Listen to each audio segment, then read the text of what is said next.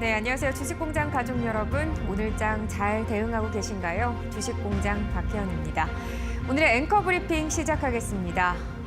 요즘 핫한 테마 중 하나가 바로 이 메타버스죠. 이 메타버스라는 용어가 ICT 업계 곳곳에서 화두가 되고 있습니다.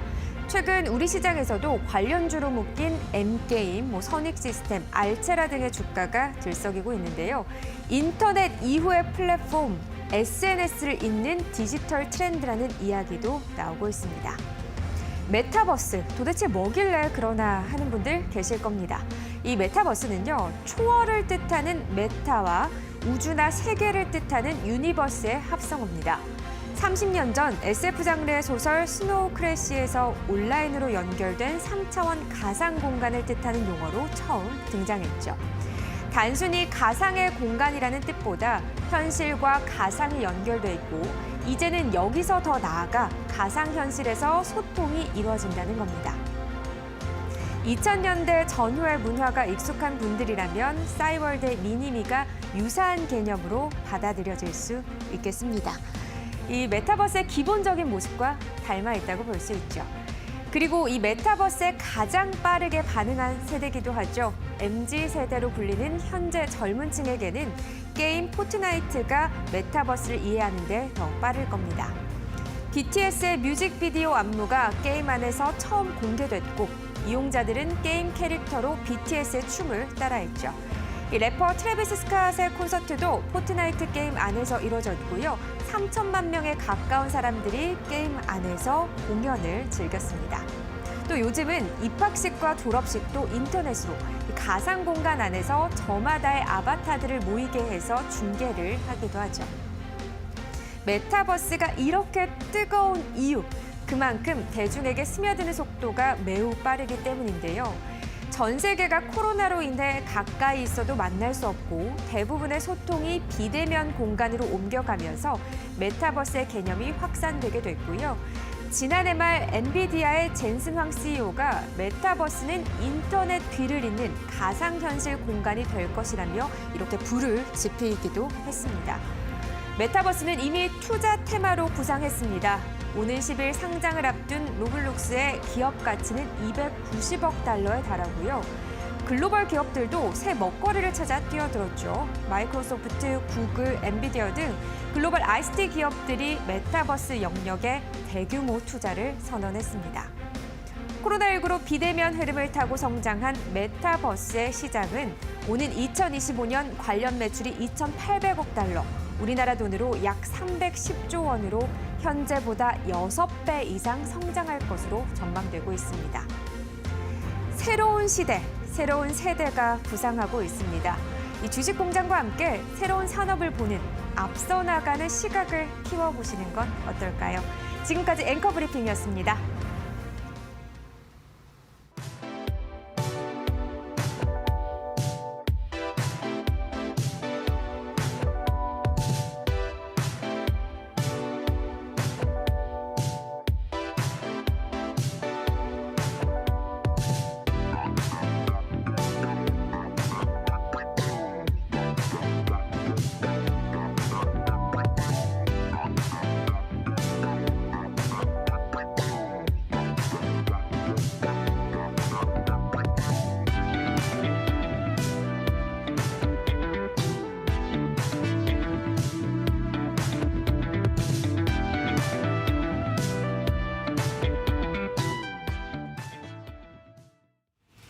네, 주식공장 생방송으로 함께하고 계십니다. 오늘도 샵 3772번 열려 있습니다. 문자 보내주시면 두 분 선정해서 치킨 상품권 보내드리도록 하고요. 팟빵, 팟캐스트 24시간 계속되고 있습니다. 또 라이브 유튜브를 통해서도 시청 가능합니다. 다양한 댓글 나눠주시길 바랄게요.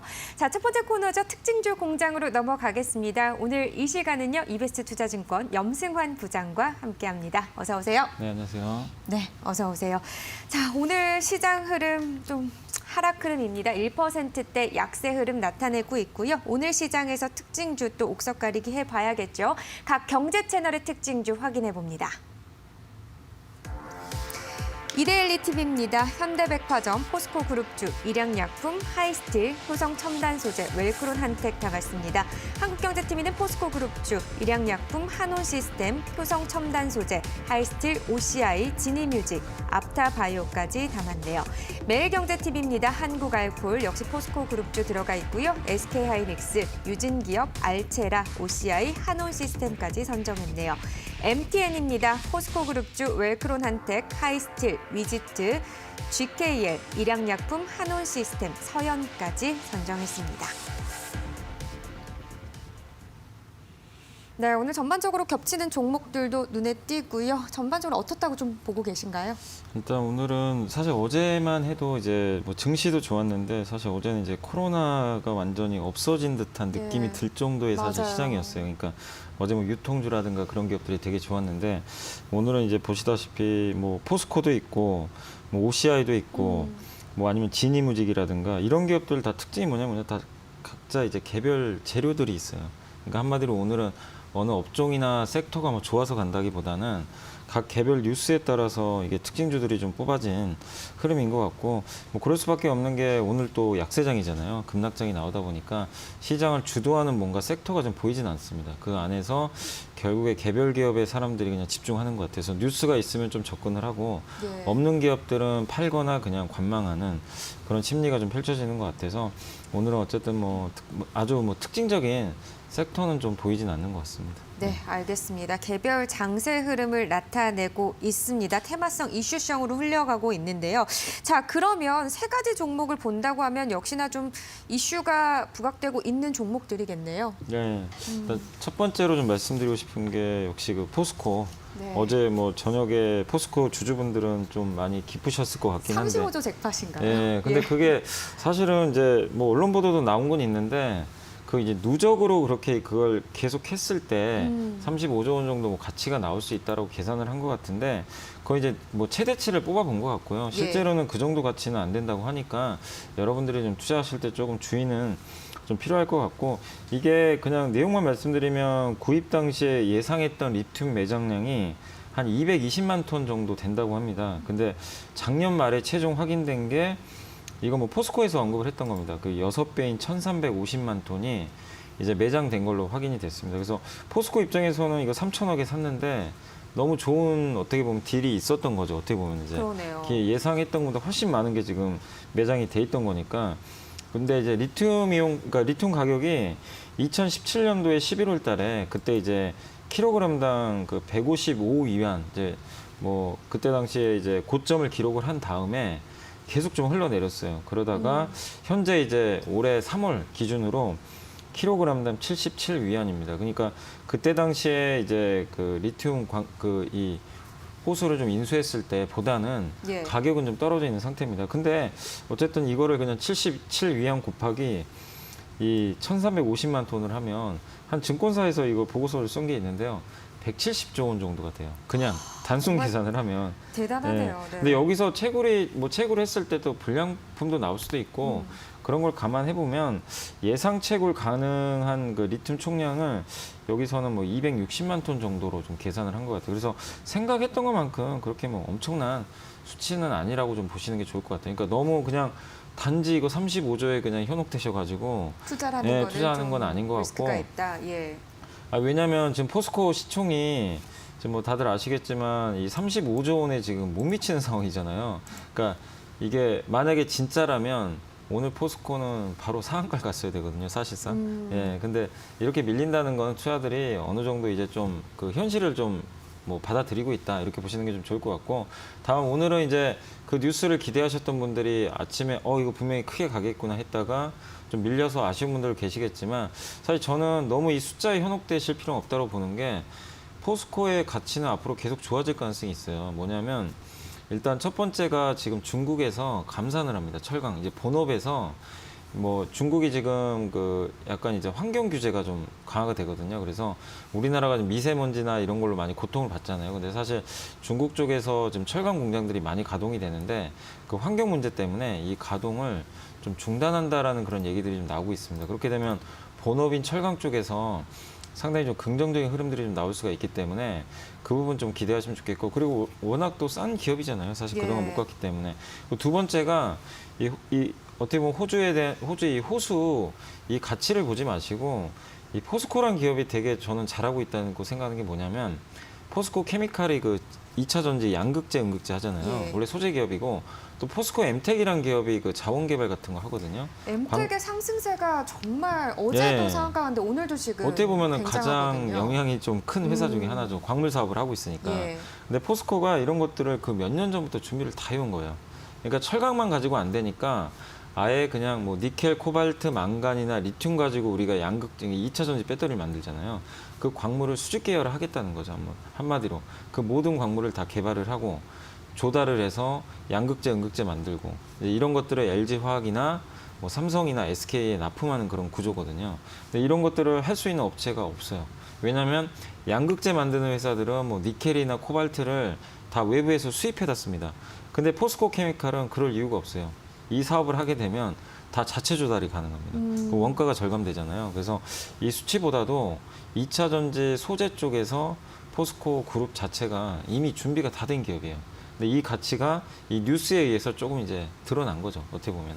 그래서 여러분들이 좀 장기적으로 저는 포스코 투자하시면 좀 좋을 것 같아요. 왜냐하면은 너무 뭐 35조 원 이거 생각하지 마시고 지금 하고 있는 사업이 뭔지, 포스코가 왜 이걸 하고 있고 이 사업이 얼마나 성장할 수 있는지, 그걸 우리가 그림을 그려보면 포스코 주가는 좀 재평가 받아야 되는 거 아닌가, 저는 좀 그렇게 생각을 하고 있습니다. 네, 알겠습니다. 뭐 말씀하신 것처럼 지금 뭐 6배 정도 늘어난 1,350만 톤이다. 이제 누적이 되겠죠. 그렇게 해서 전기차로 약 3억 7천만 대를 생산할 수 있는 네. 규모라고 하더라고요. 네. 엄청나지만 말씀하신 것처럼 이걸 35조 원의 가치만으로 보기보다는 기존의 포스코 그룹에 대한 가치를 조금 더 평가를 해봐야 되는 문제라고 네. 좀 의견을 주셨어요. 그러면 이 포스코 그룹 중에서도 2차 전지 소재를 말씀하셨는데, 그럼 그 중에서 좀 케미칼 쪽을 더 보길 좀 바라시는 건가요? 개인 투자자 입장에서는 그룹주도 꽤 많잖아요. 그 근데 중에서 이제 어떤 되게 종목을 많아요. 볼까요? 많은데 예. 이제 사실 핵심은 포스코 케미칼이죠. 이제 양극재, 음극재를 만드니까 물론 그쪽이 좋을 수는 있는데, 근데 너무 많이 올랐거든요. 포스코 케미칼 주가가 그러니까요. 엄청나게 예. 올랐기 때문에 지금 우리가 좀 공략을 한다면 저는 그래도 포스코가 좀 안정적인 것 같아요. 아까 말씀드린 대로 철강 본업도 지금 좋아지는 데다가 이 포스코 계열사들이 지금 이제 그런 사업들을 잘 해나가고 있는데, 예. 그 중심 역할을 포스코가 하고 있기 때문에 포스코에 직접 투자하시는 것도 저는 좋다라고 생각합니다. 네. 포스코에 좀 직접적으로 투자를 하실 때 좀 중장기적인 관점으로 바라볼 그럴 만한 기업이다라는 의견을 더해 주셨습니다. 자, 두 번째 종목도 또 살펴보겠습니다. 예, 일단 이제 두 번째 종목은 수소 관련주입니다. 그 효성 첨단 소재. 예. 뭐 탄소 섬유로 되게 유명한 기업이죠. 탄소 섬유가 수소를 이제 보관을 하려면 그 수소 탱크에 수소를 이제 그 주입을 해서 그게 이제 자동차에 들어가서 연료 전지에 딱 투입이 돼야 되는데, 수소는 굉장히 어쨌든 이제 부피가 커지거든요. 기체다 예. 보니까 그 폭발성이 있어요. 그래서 그 용기가 되게 중요한데, 만약에 그걸 금속으로 쓰면은 수소가 만약에 이게 터졌을 때 이 금속 용기가 깨져버린대요. 그래가지고 이 파편들이 튀면 굉장히 위험해질 수가 있거든요. 그러다 보니까 거기에 이제 그 금속을 쓰긴 좀 어렵고 탄소 섬유를 쓸 수밖에 없다라고 합니다. 탄소 섬유는 이제 금속보다 월등히 강도도 훨씬 좋고, 또 소재 자체도 되게 섬유잖아요. 부드럽기 때문에 폭발할 가능성이 거의 없어요. 그렇기 때문에 탄소 섬유의 쓰임새는 앞으로 많아질 것 같은데, 일본의 이제 도레이 첨단 소재가 세계 1등 기업입니다. 근데 이번에 효성 첨단 소재가 또 국산화에 그 2년 전에 좀 성공을 해가지고 작년에 드디어 흑자전에 성공을 했더라고요. 그래서 그런 걸 보면 상당히 좀 앞으로 효성 첨단 소재가 뭐 도레이 첨단 소재만큼의 점유율은 아니더라도 계속 이제 추격자 입장에서 쫓아갈 수가 있기 때문에 저는 긍정적인 것 같고, 또 본업인 아라미드 섬유가 있으면 특수 섬유죠. 이 어떻게 보면 이제 뭐 장갑차라든가 뭐 장갑차 소재보다도 뭐 단단하다라고 하는데, 예. 어쨌든 그게 이제 방탄복에도 쓰인대요. 그 정도로 굉장히 좀 강한 소재인데, 그 소재도 여전히 많이 쓰이고 있고, 또 이제 그 타이어에 들어가는 첨가제가 있습니다. 타이어의 강도를 높여주는 타이어 코드도 좀 하고 있는데, 그런 여러 가지 것들이 지금 최근에 업황이 좋아지면서 실적이 굉장히 좋아지는 그림으로 가고 있는 것 같아요. 그래서 효성 첨단 소재도 한번 뭐 수소도 좋지만 현재 그림에서도 본업에서 실적이 워낙 지금 잘 나오고 있기 때문에 계속 우상향하는 그림 예상하시면 좋을 것 같아요. 다만 이제 주가 좀 많이 올랐잖아요. 예. 올랐기 때문에 지금 당장 뭐 추격 매수 하시긴 좀 그렇겠지만 중장기적인 시각으로 좀 조정시마다 비중 확대하는 전략 좀 필요할 것 같습니다. 네, 오늘도 9% 넘게 오르고 있는데 뭐 1분기 어닝 서프라이즈를 기록할 것이다 이렇게 전망이 계속해서 나오고 있습니다. 어쨌든 수소 쪽에서도 뭐 정책적으로도 그렇고 기업 쪽에서도 그렇고 관심을 계속 갖고 있는 분야다 보니까 좀 그런 것 같은데 사실 근데 그 기사도 나왔더라고요. 이제 수소 얘기를 안 할 수가 없는 게 수소 경제에 또 큰 장애물이 역설적이게도 친환경 문제가 있다 이런 얘기도 나오던데 이런 부분에 있어서는 좀 영향이 없을까요? 친환경이라는 게 제가 어떤 건지 잘 지금 이해가 아, 안 돼요. 친환경 문제라는 게. 친환경 문제를 그러니까 약간 거의 뭐 미세먼지라든가 이런 유해 물질들이 발생될 수 있다고 하더라고요. 근데 예. 글쎄요, 근데 제가 알기로는 그러니까 수소는 진짜 거의 무공해거든요. 그러니까 뭐냐면 지금 당장은 사실 수소를 우리가 그 교과서에 나와 있잖아요. 수소를 얻으려면 물을 전기분해해야 되거든요. 예. 근데 그 전기를 어디서 생산하죠? 지금 당장은 화력발전이나 이런 데 생산해야 되니까 그런 데서 생산을 하면 사실 그건 진짜 우리가 찐 그 그린 에너지라고 할 수는 없는 거예요. 근데 물을 전기분해하려면 전기가 엄청나게 필요한데 그거를 이제 가장 좋은 거는 풍력이나 태양광 발전으로 해가지고 예. 전기를 얻어서 수소를 만들면 돼요. 근데 그건 시간이 너무 많이 걸려요. 그렇겠네요. 그 과정에서 전기를 생산할 때 그 동력인 전기를 이제 아무래도 이산화탄소가 발생할 수밖에 없는 그런 발전원으로 할 수밖에 없다 보니까 환경 문제가 좀 있을 수는 있습니다. 그런 부분에 있어서는. 근데 수소 자체는 무공해고 그다음에 가습기라 그래요. 수소를 뭐냐면 수소차 같은 경우는 나중에 수소 연료 전지가 이제 들어가서 이 동력원으로 해가지고 자동차가 움직일 때 그게 물이 발생합니다. 나중에 물이 나와요. 근데 물이 만약에 이 배기가스로 나오면 어떻게 될까요? 도로가 난리가 나겠죠. 그래서 그걸 기체로 바꿔줘요. 가습기. 그 가습기 만드는 회사 코롱인더거든요. 그래서 그 어떻게 보면은 그 약간 미세먼지라든가 예. 우리가 이제 집에 있을 때 공기청정기 있죠. 그런 역할을 해줘요, 사실은 오히려 이 수소차가. 그래서 저는 수소차를 뭐 환경적인 문제에서 보면 오히려 되게 좀 전기차보다 더 친환경적인 게 아닌가. 저는 좀 그렇게 보고 있어요. 네, 어쨌든 기술적인 난제가 있기는 하지만 멀리 봤을 때는 어쨌든 오히려 친환경적으로 훨씬 더 도움이 될 만한 그런 분야다. 그리고 그 안에서 효성 첨단 소재, 뭐 타이어 코드, 아라미드 여러 가지 주력 제품도 호황을 얻고 있고요. 또 수소차에 관련해서도 관련이 있으니까 함께 보시면 좋을 것 같습니다. 그런데 너무 또 급등했으니까 네. 조금 눌림 목이실 때 접근해 보시면 좋을 것 같네요. 자, 마지막 종목도 봐야겠죠? 이건 좀 생소하실 수도 있는데 뭐 알체라라는 종목입니다. 뭐 아까 예. 메타버스 얘기해 주셨는데 그 관련 기업이고 네이버 자회사에 네이버의 자회사 중에 스노우 아시죠? 이 예. 사진 찍는 그 앱 있죠. 그 회사가 지분 15.4%를 갖고 있는 뭐 결국 네이버의 뭐 손자회사라고 볼 수도 있겠죠. 그래서 뭐 일단 스노우 이제 사진과 관련해 가지고 여러 가지 좀 기술들을 갖고 있는 회사로 좀 알려져 있는데 뭐 인공지능 얼굴 인식을 해서 그거를 이제 사진으로 좀 나타내 주기도 하고 뭐 CCTV 같은 데 있잖아요. 거기서 이상 상황을 감지한다고 합니다. 그리고 사람의 얼굴 표정을 딱 감지해 가지고 뭐가 좀 문제가 있는지 그런 것까지 그냥 인공지능으로 알아서 지금 그런 어떤 이제 그 정보들을 제공하는 하나의 그 소프트웨어 회사라고 보시면 좀 좋을 것 같아요. 이게 99%의 정확도를 좀 가지고 있을 정도로 굉장히 좀 인정을 많이 받았고 제가 아까 한번 자료 찾아보니까 예. 글로벌 최대 얼굴 인식 그 테스트 미국 국립표준기술연구원에서 한 게 있었는데 여기서 거의 뭐 세계 최고 수준의 평가를 좀 받았다고 합니다. 그래서 그럴 정도로 지금 기술력은 좀 인정을 받았다라고 보시면 좋겠고 이게 이제 어디에 쓰이냐면 아까 말씀드린 대로 CCTV에도 들어가고요. 우리가 이제 결제할 때도 사람 이제 얼굴을 인식할 때 제대로 인식을 할 수가 있는 거죠. 그리고 지금 메타버스랑 왜 연결이 되냐면 메타버스가 뭐냐면 여러분이 이제 아바타를 만들어야 돼요. 예. 나의 아바타를 만들 때 당연히 날 찍어야 될 거 아니에요. 그럴 때 이 인공지능 카메라가 있으면 나를 제대로 스캔을 해가지고 나의 특징적인 부분들을 제대로 구현을 하겠죠. 한마디로 AR인데 AR과 관련될 때 이 어떤 그 카메라 솔루션이 반드시 필요합니다. 이 성능이 좋으면 좋을수록 나를 좀 더 정확하게 표현을 할 거 아니에요. 그래서 그 아바타를 가지고 내가 만들어서 그 게임 안에서 뭐 친구들과 놀기도 하고 하는 게 이제 그게 바로 메타버스니까 메타버스를 하기 위한 가장 중요한 게 결국 나를 만드는 거거든요.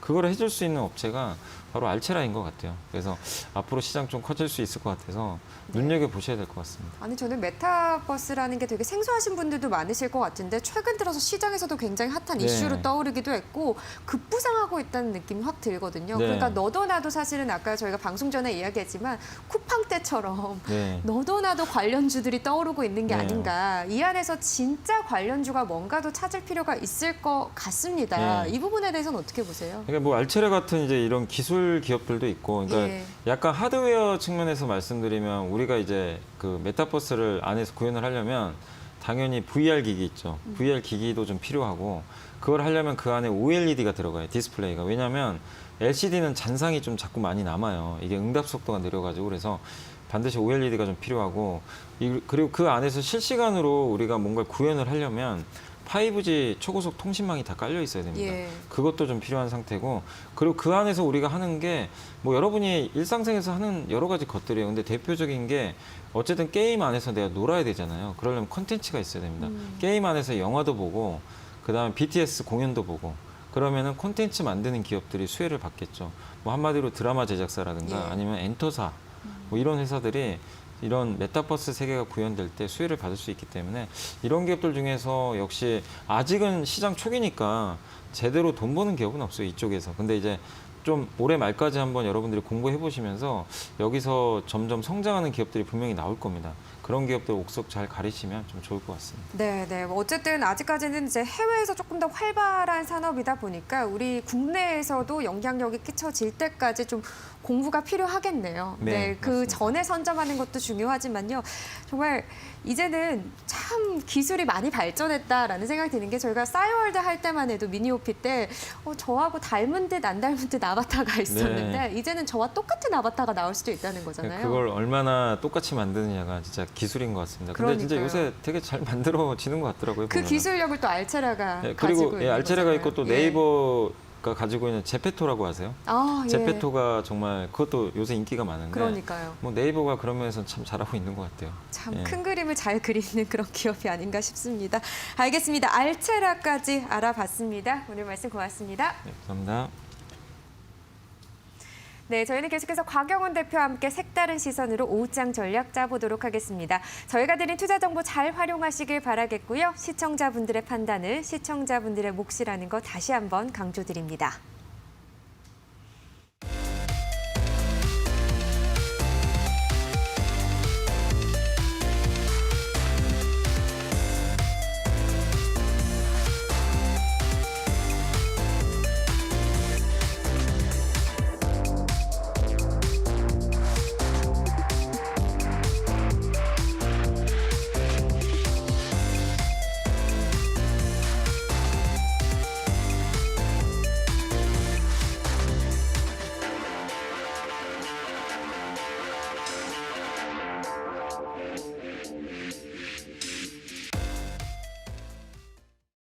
네, 개인 투자자들을 위한 방송 주식공장입니다. 저희 곽영원 대표와 함께 색다른 시선으로 오후장 전략 짜보도록 할게요. JK스탁 곽 부장님 나오셨습니다. 어서 오세요. 네, 안녕하십니까? 네, 어서 오세요. 오늘 장 하락세입니다. 뭐 오늘 네. 시장도 우울하다 보니까 시청자분들도 우울하실 것 같고 네. 또 어제 또 피곤해 보이셔가지고 아니, 오랜만에 방송하니까 너무 오랫동안 쉬어가지고. 그래서 제가 오늘 곽 부장님이 좋아하시는 빨간색 옷으로 아유, 입고 나왔습니다. 감사합니다. 네, 시청자분들께서 조금 더 힘내시라고. 파이팅. 네, 화이팅 알겠습니다. 감사합니다. 자, 오늘 시장 기관 외국인 빠져나가고 있고요. 개인 오늘 매수 우위인데 2조 가까이 지금 끌어올리고 있네요. 예. 네네. 지금 시장은 아무래도 전반적으로 예탁금이 좀 감소하고 거래량도 좀 감소가 예. 되는 상태에서 지금 시장의 방향성이 정해지는 이 시점이다라고 볼 수 있을 것 같아요. 늘 말씀을 드리고 있습니다만은 아직까지는 시장에 대한 염려는 뭐 급락이라고 합니까? 뭐 3,000포인트에서 뭐 2,700, 600, 2,300 이 정도까지 뭐 빠진다고 얘기하는 사람도 있는데 그건 아니고요. 예. 어떤 시장의 어떤 금리 상승에 따른 통화 정책에 대한 대응책들이 곧 나온다라고 말씀드리겠습니다. 각국의 중앙은행의 통화 정책 회의가 돌아오는 11일부터 유럽 중앙은행을 시작으로 해서 18일 날 미국의 FOMC, 영국 그리고 일본 이런 순서대로 계속해서 열리거든요. 열리기 때문에 이 금리 상승에 따른 시장의 변동성은 어느 정도 제가 볼 때는 좀 잠잠해지지 않을까 이렇게 좀 생각을 하고 있고, 중요한 거는 지금 시장이 어떤 흐름으로 변하고 있냐면은 기존에도 살짝 말씀드렸습니다만은 금리가 올라간다는 것은 성장주에 대한 메리트가 떨어진다는 거예요. 그죠? 예, 금리를 저금리로 이렇게 조달을 해서 성장성이 보태는 형태가 안 된다는 거죠. 그래서 할인 요소가 떨어지기 때문에 그런 말씀을 드리는 건데, 결론적으로 그래서 저평가 가치주 이런 거에 좀 주목하셔야 됩니다. 이런 말씀을 좀 많이 드리고 있잖아요. 예, 그런 상황이라고 보셔야 되고요. 지금 시장은 아무래도 이렇게 보셔야 돼요. 서서히 시장이 어떻게 바뀌냐면은 저기 좀 제가 네, 일어났다. 어떻게 바뀌냐면은 그 경기 민감주 이런 부분도 또 이렇게 뭐 중국 양해를 통해서 또 내용도 나와주고 있는 그런 상황이죠. 그래서 약간 혼재되면서 가고 있는데, 무슨 말씀을 드리고 싶냐면은 결론적으로는 실적주로 이렇게 주목이 된다는 거예요. 과거에는 돈이 많아가지고 뭐 저평가돼 있다 이슈에 의해서 시장의 어떤 유동성에 의해서 많이 올랐다면은 이제는 유동성 장세에서 실적주 장세로 바뀌는 과정에 있습니다. 그거를 생각을 하셔야 돼요. 그래서 제가 우리 그 색다른 시선에도 말씀을 드렸다시피 이제 실적주에 주목을 하셔야 됩니다. 계속 말씀을 드리는 게 그 변화의 과정 속에서 그 포인트를 말씀을 드리는 거거든요. 그래서 지수는 별로다라고 말씀드렸잖아요. 근데 종목별로 해서는 실적이 개선된 종목들은 주가가 서서히 올라와주고 있어요. 기존에 제가 계속 말씀드렸던 보복 소비주 관련된 종목들도 꾸준히 잘 올라와주고 있고, 철강주도 잘 올라와주고 있어요. 다 실적 개선주라 생각하시면 돼요. 예, 그래서 그렇게 좀 보시고 차분하게 대응하시면은 좋다 이렇게 말씀드릴게요. 네. 그러니까 어쨌든 지금 유동성 장세에서 실적도 장세로 넘어가고 있는 그런 네. 순간이다 이렇게 좀 평가를 해주셨는데 그러면 곽 부장님 보셨을 때 오늘장의 특징주는 어떤 것들이 있었을까요? 오늘장 특징주 아무래도 제가 이제 그 두 가지를 뽑았는데, 오전장 같은 경우에 은행주하고요, 카지노주입니다. 예, 뭐 은행주 같은 경우에는 지금 자본 비율 및 실적 고려 시에 1분기 지방은행 모멘텀이 발생했다는 기사 내용이 전달돼 있고요. 그래서 최근에 또 이 블루웨이브 이후에 외국인 은행주 매매 패턴 순매수 전환 이런 부분들이 지금 포착이 좀 되고 있습니다. 그러다 보니까 뭐 계속 뭐 DGB 금융지주라든가 JB 금융지주, 제가 은행주 중에서는 하나만 아마 좀 이것만 보셔도 될 것 같아요라고 말씀드렸던 게 하나 금융지주거든요. 그래서 요 정도만 보셔도 뭐 그 은행주 대응하시는데 큰 무리수는 없고 엄청난 수익은 아니지만 그래도 조금씩 수익이 좀 나고 있는 패턴으로 좀 보셔야 될 것 같습니다. 그렇게 보시면 될 것 같고요. 제가 말씀을 좀 드리고 있는 부분들이 지금 제가 사실 민다기보다는 계속 관심을 갖고 있는 게 코로나 백신 접종 이후에 집단 면역이 생기고 경기 회복에 대한 기대감이 나와준다면 어떤 종목이 올라갈 것이냐 이런 부분에 대해서 반복적으로 강조를 드리고 있고, 그리고 그쪽으로 해서 계속 투자에 대한 마인드를 세팅을 하시라고 말씀드리고 있거든요. 어떤 게 기억나실까요? 화장품이라든가 여행주라든가 항공주, 그리고 면세점주, 백화점주, 신세계 이런 거 올랐잖아요. 신세계 또 뭐 이베 코리아 뭐 메가 관련해서 또 엮여가지고 올라가는 것 같은데, 더불어서 카지노예요. 카지노는 강원랜드와 파라다이스 뭐 GKR도 있습니다만은 뭐 주로 이제 두 종목 보시면 되는데, 저는 뭐 파라다이스를 계속 강조를 드리고 있는 거죠. 그래서 이 파라다이스 좀 관심 있게 보시면 좋을 것 같고, 저는 그 오늘 특징주 중에서 조금 계속해서 우리가 지금 시장이 많이 올라와서 제가 종목을 리뷰를 하면서 계속 좀 우리가 가고 있잖아요. 본의 아니게 리뷰하면서 가고 있는데, OCI입니다. OCI는 제가 기존에 또 이렇게 지금 뭐 화면 열어주시면 좋을 것 같은데 주봉상으로 표시를 또 해드렸어요. 처음에 어떻게 말씀을 드렸냐 하면은, 자, 느낌만 한번 잡아보시죠 해서 선을 또 엄청나게 그어가면서 말씀을 또 드린 적이 있었습니다. 그 이후에도 이렇게 손절 라인 정해놓고 다시 한번 대응을 해보시죠라고 했는데 또 올라가고 있어요. 그죠? 또 올라가는 이유는 사실 이 폴리실리콘 가격 때문에 그런 건데, 이 부분이 처음에 수급이 좀 어느 정도까지는 좀 유지가 됐었는데 이 중국 쪽에 모멘텀이 또 발생을 했죠. 그런 부분에 의해서 지금 그 OCI가 추가로 더 올라가고 있다. 폴리실리콘 가격은 추가적인 어떤 상승이 좀 기대가 되는 경우가 나올 수도 있다라고 좀 볼 수 있는 거거든요. 그래서 OCI 좀 긍정적으로 보시고 대응하셔도 좋다 이렇게 말씀드리겠습니다. 네, OCI 리뷰까지 들어봤고요. 사실 지금 오늘장 뭐 말씀하신 것처럼 철강 같은 경기 민감주들이 좀 강세 분위기를 연출하고 있습니다. 뭐 메타버스 테마가 분위기를 좀 주도하고 있는 모습도 네네. 있고. 근데 요즘 보면요, 장전에는 미국 시장의 영향을 받는데 좀 장중에는 중국 시장의 영향을 많이 받는 게 아닌가 이런 생각이 네. 듭니다. 이런 의미에서 오후장 전략 좀 연관지어서 짜봐야 될까요? 예, 그렇죠. 그거는 그 미국 시장 하면은 지금 인플레이션 우려 이렇게 한마디로 표현할 수 있고요. 중국 시장 하면은 긴축 우려 이런 부분이죠. 우려죠. 그래서 시장이 이제 그 전강 후약, 전약 후강 이런 개념이 지금 하루 상간으로 그런 모습들이 연출되고 예. 있는데 어쨌건 시장은 그렇게 퀄리티가 좋은 시장은 아니에요. 그런 가운데에서 우리가 주목해야 되는 것은 이 거품에 좀 때를 좀 이렇게 빼야 되는데 최근 그런 징후들이 나왔어요. 한국 수출 실적이라든가 연초에부터 해서 지표들이 좀 좋게 나와주고 있다는 부분들이 그나마 우리 시장을 좀 받쳐주는 요소라고 좀 생각할 수 있을 것 같고요.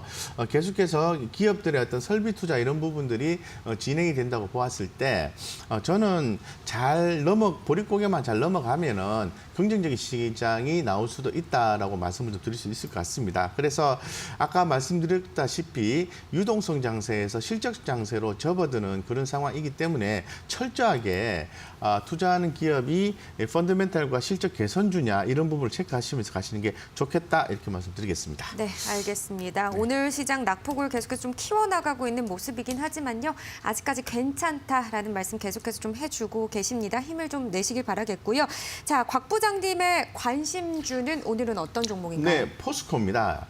예, 연초부터 계속해서 우리가 뭐 철강주 가격 오른다 하면서 우리가 기존에 추천했던 종목이 포스코, 강판 이런 것도 말씀을 드렸고 뭐 상당히 핫하게 좀 올라왔던 것 같습니다. 그래서 뭐 잘 아시는 것처럼 뭐 포스코 같은 경우에는 뭐 아르헨티나 염호 가치 상승 관련 코멘트가 나오면서 상승했는데요. 그런 부분을 없다 하더라도 최근에 철강 가격 상승에 따른 주목을 받고 있다고 좀 말씀을 드리겠습니다. 그래서 포스코가 지금 30만 7천 원인데요.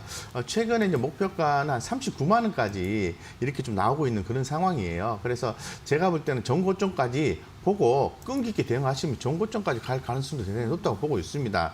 예, 그래서 전고점까지 하면 수익률이 몇 %입니까? 그걸 한번 생각해 보시면 될 것 같고요. 손절가 뭐 27만 원.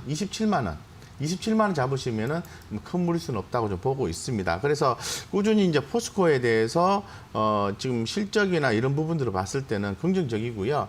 비단 뭐 요 내용 단순하게 어떤 아르헨티나 염호 가치 상승 이 부분을 감안하지 않는다 하더라도 이 포스코의 가치는 저평가돼 있고 추가적인 상승이 가능한 그런 어떤 모습들이 나와주고 가장 중요한 것은 센티멘탈이죠. 시장의 관심도가 철강주 쪽으로 많이 모여 있어요. 그러니까 이제 포스코라든가 포스코 강판 그리고 지난번 우리가 또 포스코 ICT 이런 거 괜찮다고 계속 말씀드렸잖아요. 예. 기억나시죠?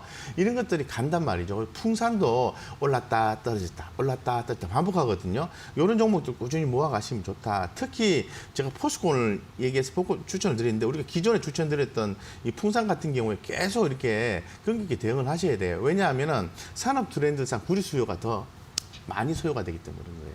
예, 그런 걸 생각해 보시면은 큰 그림으로 보면은 지금 시장 변동성이 있을 때 흔들리지 않는 투자를 색다른 시선을 통해서 하실 수 있다 이렇게 말씀드리겠습니다. 네, 알겠습니다. 오늘 관심주로 포스코를 말씀을 해주셨고 목표가는 39만 원 선, 손절 라인은 27만 원 선으로 잡아주셨습니다. 짧게 하나 여쭤볼게요. 네. 그래서 아까 연 부장님께 그럼 포스코 그룹주 오늘 각 경제 채널 특징주로 다 올라왔거든요. 네네. 그래서 그 중에서 그래도 포스코를 가장 보는 게 좋지 않을까라고 언급을 해주셨는데 네네. 박 부장님은 어떻게 보세요? 개인 투자자분들 입장에서 어떤 종목 보면 좋을까요? 개인 투자자분들 입장에서는 지금 제가 볼 때는 포스코를 보시는 게 좋아요. 포스코, 예, 왜냐하면 오늘의 기존에 관심주 제가 포스코. 추천드렸던 포스코 예. 강판 같은 경우에는 제가 생각하는 목표가 이상으로 올라와 버렸어요. 그러니까 지금은 트레이딩 영역으로 저는 해석을 하거든요. 예. 그래서 지금 우리 개인 투자자분들 어려운 시장에서 견딜 수 있는 종목은 포스코가 심적으로 편하다.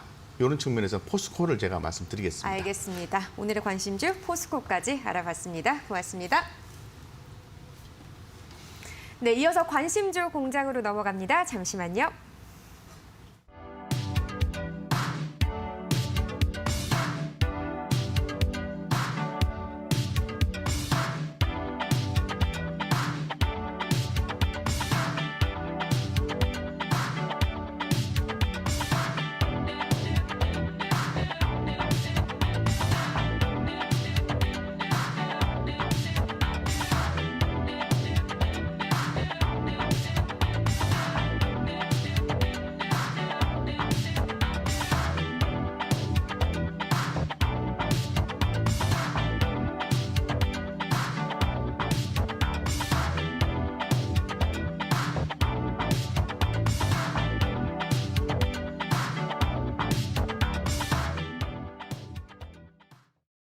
네, 1시 28분 지나가고 있습니다. 관심주 공장으로 넘어왔고요. 오늘 이 시간 코스파트너스 김진경 본부장과 함께합니다. 어서 오세요. 네, 안녕하세요. 네, 자 각종 경제 채널로 관심주 바로 확인합니다. 이데일리 TV입니다. DLENC, 대우건설, 알체라, 한빛소프트, 진양산업, 현대로템, 한국특수형광까지 선정했고요. 한국경제TV는 하이트진로, 현대백화점, 뷰노, 라온피플, ENDD, 라온시큐어, 소프트센, 컴투스까지 담았네요. 매일경제TV 대한제강, 남화산업, 빅히트, 풍산이고요. 현대백화점, 심텍, R&T테크놀로지, TY홀딩스까지 담았습니다. 자, MTN으로 갑니다. 현대미포조선, 네이버, 롯데쇼핑, 알체라, 문배철강, 금호석유, 삼천당제약, 본느까지 올렸네요. 네, 오늘 시장의 관심주들 알아봤습니다. 전반적으로 어떻게 좀 포진이 되어 있을까요, 오늘은요? 아무래도 이제 시장 자체가 좀 조정 장세도 나오고 있고 전체적으로 좀 더 분위기가 약간 무거워지다 보니까는 특히나 어떤 이슈라든지 테마성이 좀 짙은 종목들이 좀 주목이 되고 있는 것 같습니다. 이렇게 좀 관심주들을 좀 살펴보니까는 뭔가 실적이라든지 또 새로운 테마성이 좀 떠오르는 종목들이 좀 다수간에 좀 그 눈에 띄었었고요. 아무래도 시장이 조금 어려우면 어려워지고 변동성이 커지면 커질수록 이런 이슈에 민감한 장이라는 점을 이렇게 관심주를 통해서 알 수 있었던 것 같습니다. 네, 오늘 전문가분들의 이제 의견은 좀 공통적인 부분이 있는 것 같습니다. 어쨌든 유동성 장세, 실적주 장세로 넘어가고 있고 또 개별 장세 이렇게 좀 힘든 시장일 경우는 이런 식으로 좀 테마성, 이슈성이 짙은 종목들이 좀 올라간다 이렇게 좀 말씀을 해주시는 것 같아요. 자, 그러면 첫 번째 종목부터 살펴볼까요? 네, 첫 번째 종목은 한빛소프트를 살펴보도록 하겠습니다. 네. 한빛소프트도 마찬가지로 좀 테마성으로 인해서 주가가 좀 강세를 보였던 것 같은데요. 새롭게 테마주로 좀 떠오르고 있는 산업군이 바로 메타버스 산업이라고 합니다. 이 메타버스 산업이 크게 성장을 할 것이다라는 기대감이 이어지면서 주가들도 좀 강세를 나타내는 상황이고요. 일단은 새롭게 떠오르고 있는 4차 산업혁명으로도 주목이 되고 있다라고 하는데요. 뭐 반도체라든지 사물 인터넷 그리고 5G가 같이 혁신 기술들이 연결이 되면서 더욱더 현실과 같은 가상세계가 열릴 것이다라는 기대감이 좀 나타나주고 있는 것 같습니다. 한빛소프트의 경우가 일단 온라인이라든지 모바일 게임 업체이기도 한데요. 특히나 VR이라든지 AR 기술 개발로 인해서 지속적으로 투자가 이루어지고 있기 때문에 이와 관련된 이슈로 더욱더 주가가 주목이 되고 있는 게 아닌가라고 생각이 들고 있고요. 지금 최근 들어서 주가가 거의 3거래 연속으로 좀 상승 흐름 보여지고 있습니다. 오늘도 장중에 큰 폭의 상승을 보였지만은 오히려 좀 하락 전환을 한 모습인데 지금 전체적으로 좀 시장 분위기 자체가 좀 침체가 되어 있다 보니까는 이렇게 좀 이슈가 강하고 테마성이 짙은 종목들이 주가가 강세를 보이는 것 같습니다. 다만 이렇게 테마성으로 올라가는 종목들의 경우는 뭔가 가시적인 성과이기보다도 이렇게 뉴스로 인해서 주가가 움직일 가능성이 높기 때문에 오히려 지금부터는 조금은 단기 트레이딩 관점, 기술적인 흐름으로만 대응을 해보자라고 말씀을 드려야 될 것 같고요. 일단 한빛소프트의 경우는 신규 매수를 하기는 약간 부담이 될 수 있는 가격대인 것 같습니다. 만약에 신규 매수를 고려하고 계신다면은 특히나 단기 트레이딩 관점으로만 대응하시는 전략 말씀드려보도록 하겠고요. 먼저 일단은 매물대에 좀 걸려 있는 상황입니다. 이 매물대를 소화를 해야 다시 한번 치고 나갈 수가 있는데 아직까지는 매물대 구간에서 저항을 받고 있기 때문에 조금 더 주가 흐름을 지켜봐야 되지 않나라고 생각이 들고 있습니다. 만약에 보유하고 계시는 분들이라면은 손절가의 경우는 좀 더 타이트하게 잡아드려서 5,150원으로 제시를 해드리려고 하고요. 목표가의 경우는 조금은 단기적으로 좀 대응하실 필요가 있으시기 때문에 6,000원으로 제시해드리도록 하겠습니다. 네. 근데 어쨌든 이제 한빛소프트 같은 경우는 계속해서 좀 급등 흐름이 나타나고 있는 상황이잖아요. 오늘 약간 어떻게 보면 차익 실현 매물이 나오고 있다라고 볼 수도 있을 것 같은데 장도 그렇고요.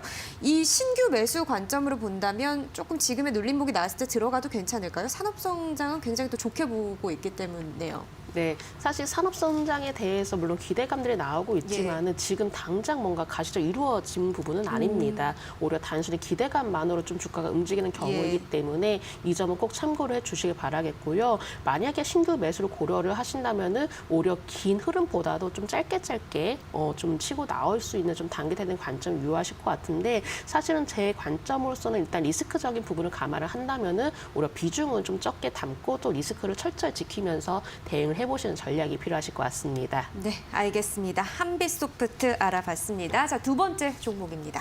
네, 두 번째 종목은 하이트 진로를 살펴보도록 하겠습니다.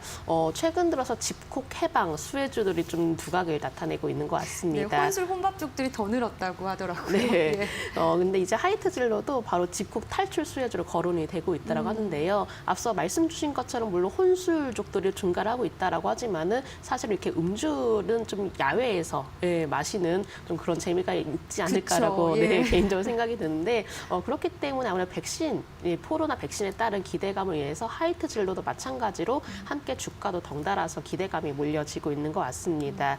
최근에 식품주들을 보면은 계속적으로 순환매의 흐름이 좀 이어지고 있는데요. 아무래도 세계적으로 백신 접종이 확대가 되고 있고 또 확진자 수 감소로 인해서 이에 따른 수혜주에 좀 주목이 되고 있는 것 같고요. 작년도 주류 업체들이 유독 타격이 높았다라고 합니다. 하지만은 코로나 우려가 완화가 된다면은 오히려 반대로 수혜가 이어질 것으로 예상되기 때문에 주가도 마찬가지로 좀 이러한 기대감들을 최근에 반영을 하고 있는 것 같습니다. 하이트 진로 일봉 흐름 보시면은 오히려 좀 최근 들어서 바닥권에서 서서히 탈출하려는 모습을 보여지고 있습니다. 워낙에 주가 낙폭 과대가 된 상황에서 이런 기대감들이 몰려지면서 이 매물대 구간을 좀 탈출하려는 모습을 보여지고 있는데요. 그렇기 때문에 하이트 진로에 좀 관심을 두고 계시는 분들이라면은 조금은 추세 매매적으로 대응을 해보시면 좋으실 것 같습니다. 손절가의 경우는 최근에 지지를 받았던 21선 부근으로 말씀을 드려보도록 할 텐데 일단 손절가의 경우는 33,800원으로 좀 제시를 해드려보도록 하겠고요. 목표가의 경우는 1차적인 단기 목표가부터 제시를 해드려보도록 하겠습니다. 1차 단기 목표가의 경우는 37,500원으로 좀 제시를 해드려보려고 하고요. 만약에 1차적인 이런 좀 저항 라인 돌파를 하게 된다면은 그때 다시 한번 목표가를 재설정하는 방식도 고려를 해보시면 좋으실 것 같습니다. 네, 오늘 하이트 진로 하락으로 출발했지만 바로 급등하면서 상승장 나타내고 있습니다. 3% 강세네요. 1차 단기적인 목표가로 37,500원 선 잡아주셨습니다. 자, 다음 종목은 어떤 종목일까요? 네, 다음 종목은 남아산업을 말씀을 드려보도록 하겠습니다. 의외로 남아산업과 같은 골프 관련주들이 오히려 좀 코로나 수혜주로 좀 두각이 되었던 것 네. 같습니다. 일단은 이제 남아산업의 경우도 골프장 운영 업체로서 전남 무안의 대주 골프장이 무안 CC를 운영을 하고 있는데요. 작년도 골프업계가 특별히 좀 특수 효과를 좀 노렸다라고 합니다. 아무래도 야외에서도 물론 하고 있는 운동이지만은 소수 인원으로 즐기는 스포츠라는 점을 고려한다면은 상대적으로 다른 스포츠보다 좀 안전하다라는 인식이 확산이 되었던 것 같고요. 예전의 경우는 이제 골프는 중년층들이 좀 많이 하는 운동이다라고 생각했었는데 요즘 이제 젊은 층에서도 워낙 인기를 끌고 있는 스포츠이기 때문에 이 또한 트렌드적으로 좀 맞아 떨어지지 않았나라고 생각을 하고 있습니다. 또한 이 골프 여행이 이제 해외로 많이 몰렸었는데 이 코로나로 인해서 아무래도 국내에서 또한 이제 골프장이 업계가 또 활성화가 되고 있고 또 스크린 골프장도 여전히 또 사람들이 몰리고 있는 좀 형상이 나타나주고 있어서 아무래도 이 골프 산업 그 쪽이 좀 최근 들어서 이 코로나 관련주로서 묶이면서 주가도 상승 흐름을 나타내 주었던 것 같습니다. 남아산업도 마찬가지로 좀 연일 강세로 보여지고 있는데요. 예. 특히나 워낙에 좀 주가도 낙폭 과대가 된 상황에서 강한 거래량이 동반이 되면서 상승 흐름을 좀 타고 있는 모습입니다. 먼저 1차적으로 121선을 좀 돌파했는 상황이기 때문에 오히려 좀 더 추가적인 상승 흐름을 지켜보자라고 좀 말씀을 드려야 될 것 같고요. 일단은 저항 라인이 다시 한번 12,000원대에 좀 머물러져 있습니다. 그렇기 때문에 보유하고 계시는 분들은 제가 목표가의 경우는 12,500원으로 좀 제시를 해드려 보도록 하겠고요. 손절가의 경우는 최근에 지지를 받았던 121선 부근으로 제시를 해드려 보도록 하겠습니다. 121선 부근이 11,000원으로 제시해 드리도록 하겠습니다. 네, 알겠습니다. 지금 나나산업 같은 경우는 지금 워낙 또 환경이 이렇다 보니까 실적도 따라 올라왔더라고요. 네, 실적이 지난해도 잘 나왔기 때문에 되게 단기적인 트레이딩 관점으로 오늘 종목들 좀 선정을 해주신 것 같아요. 남아산업은 12,500원 선으로 목표가 제시해 주셨고요. 자, 손절 라인은 11,000원으로 또 한번 잡아보시길 바라겠습니다. 남아산업 알아봤고요. 자, 본부장님의 관심주 알아보겠습니다.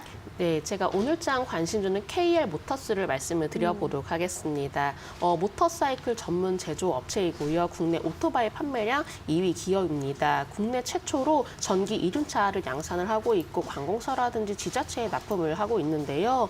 최근에 전기 이륜차 전문 기업인 그린 모빌리티가 지분을 또한 취득을 했습니다. 그렇기 때문에 이번 그린 모빌리티가 최대 주주로 등극을 하면서 오히려 점진적인 시너지 효과가 나오지 않을까라고 생각을 하고 있는데요. 일단 그린 모빌리티의 경우가 전기 이륜차라든지 전기 3륜차 그리고 뭐 초소형 4륜차라든지 이렇게 좀 이런 여러 가지 조금 관련된 차량에서 좀 기술력을 인정을 받고 있고요. 워낙에 지금 친환경 시대가 좀 이어지고 있기 때문에 이런 분위기에 맞춘 오토바이 제품 출시도 예정이 될 것이다라고 합니다.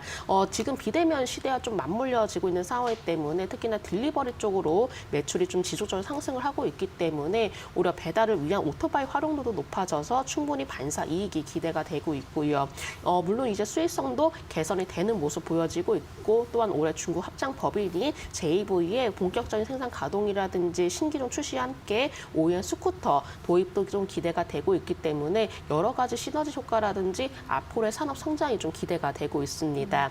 일단 KR 모터스의 주가 흐름 살펴보도록 하겠습니다. 주가가 한 차례 상승 흐름을 보여지면서 최근에 눌림목 구간이 좀 나온 상황입니다. 오히려 눌림목 구간에서 이 21선에서 지지를 받으면서 강한 반등을 시도를 하고 있는데요. 특히나 일단 지지라인이 확보가 된 상황에서 반등이 좀 이어지고 있다는 점에서 가장 주목을 주셔야 되실 것 같습니다. 예. 이렇게 강한 반등이 좀 나와주어야 오히려 다시 한번 추세를 이끌어 나가겠다라는 의지를 확인할 수가 있기 때문에 이 부분들을 좀 체크를 해보시면 좋으실 것 같고요. 월봉의 흐름을 살펴보도록 하겠습니다. 월봉의 흐름 보시면은 워낙에 고점대에서 낙폭 과대가 된 상황이죠. 그런데 최근에 거래량까지 함께 동반이 되면서 서서히 바닥을 탈출하면서 21선을 돌파하려는 모습 보여지고 있습니다. 그만큼 KR 모터스의 경우가 자리 자체가 바닥권이고 저가 매력인 점을 고려한다면은 지금도 충분히 좀 매수 가능한 권역대이지 않을까라고 생각이 듭니다. 매수가의 경우는 1,350원 아래에서 가능하시고요. 목표가의 경우는 1,550원, 순저가는 1,140원으로 제시해 드리도록 하겠습니다. 네, 그러네요. KR모터스 지금 최근 들어서 거래량이 나와주고 있네요. 앞으로의 산업성장 기대감 있는 KR모터스 관심주로 꼽아봤습니다.